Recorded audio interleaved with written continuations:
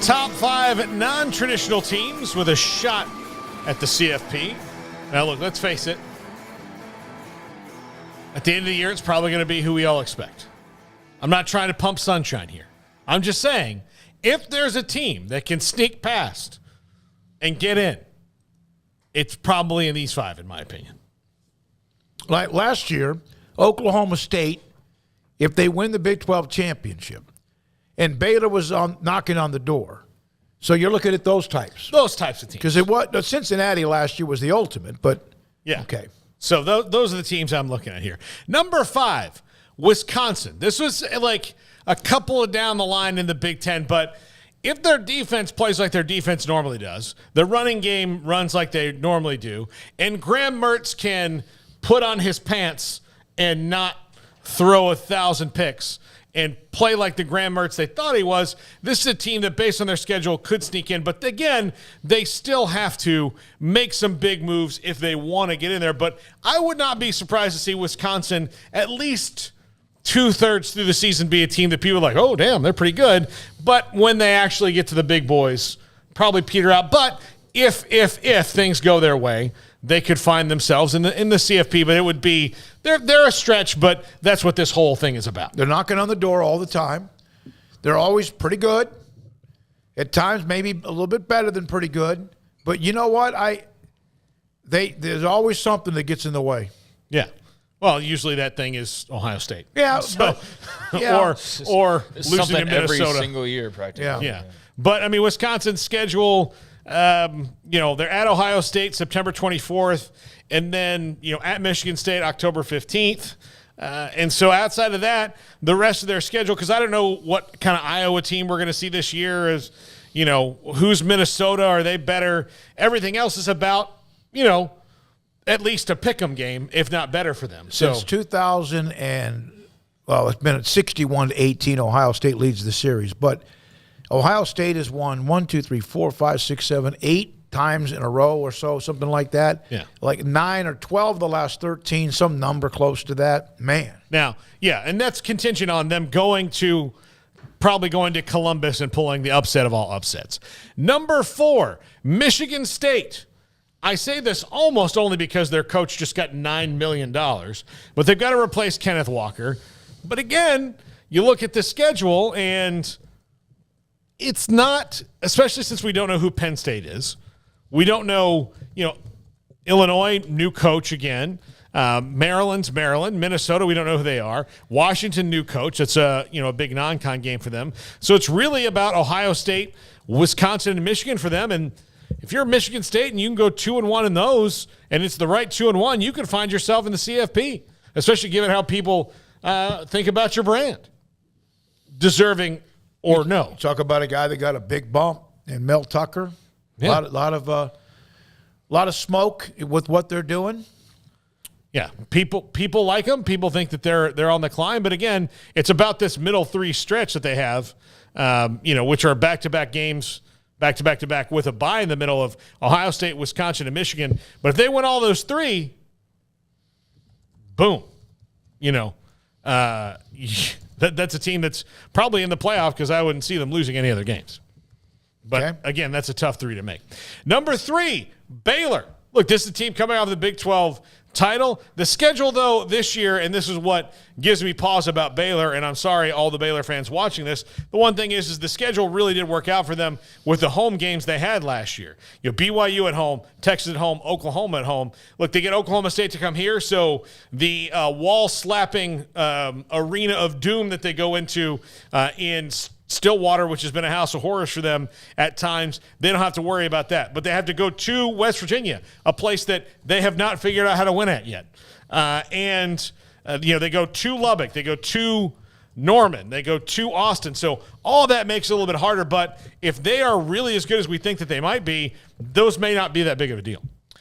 Yeah, if a lot of things go wrong, then they're not going to be in good shape. But if everything goes right, they will be. It's sort of where they are. I'm a little bit hesitant to crown them Big 12 champs. Some people are all aboard that train, and I look at their schedule, and even if they had the whole team coming back from last year, I'd still balk a little bit at that schedule. I mean, let's not forget that they barely got a win over Texas Tech at home, and there was a couple of other games that were quite close that they were able to pull out, including the Big 12 championship at the end. So razor-thin margins, basically, to get a couple of those wins last year, and now the schedule flips to where you're on the road more. So,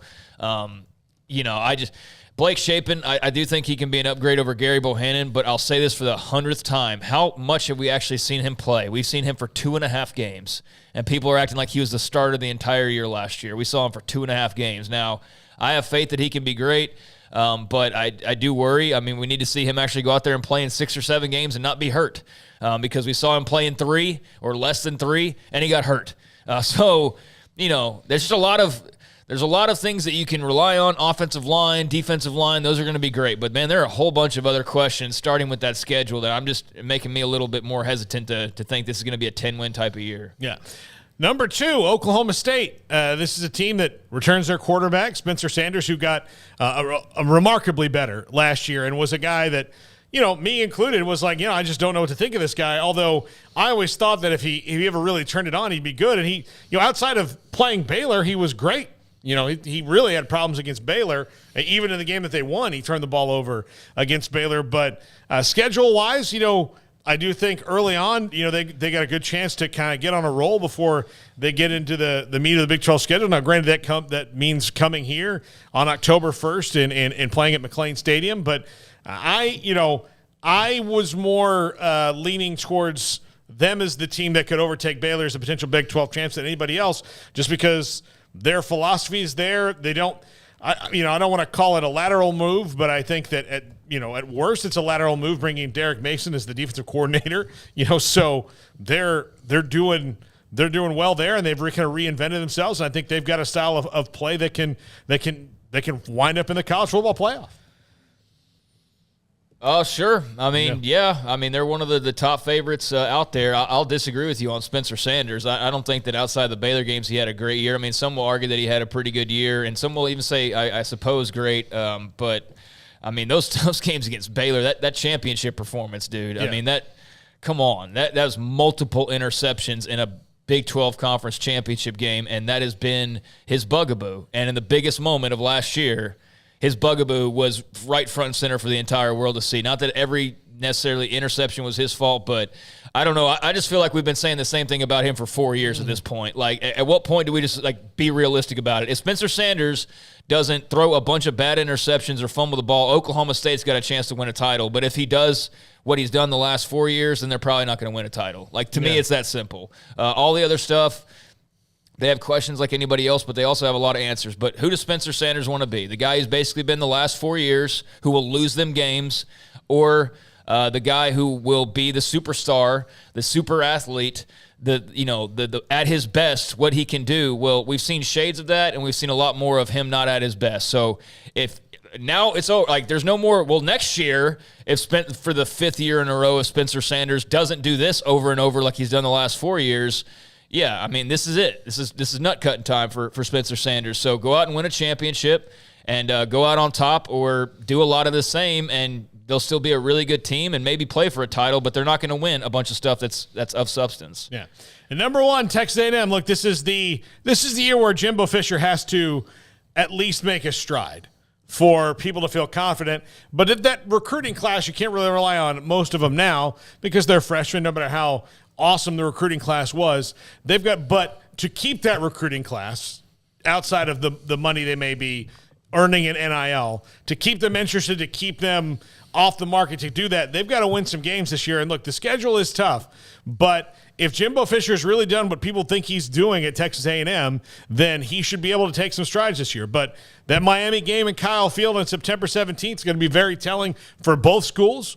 The Arkansas game the week after, and then 2 weeks after that, they're at Alabama. And not to mention in the middle, they've got to go to Mississippi State, a team that beat them last year. They've got to beat the Mississippi schools. They've got to not lose to the teams that are worse than them.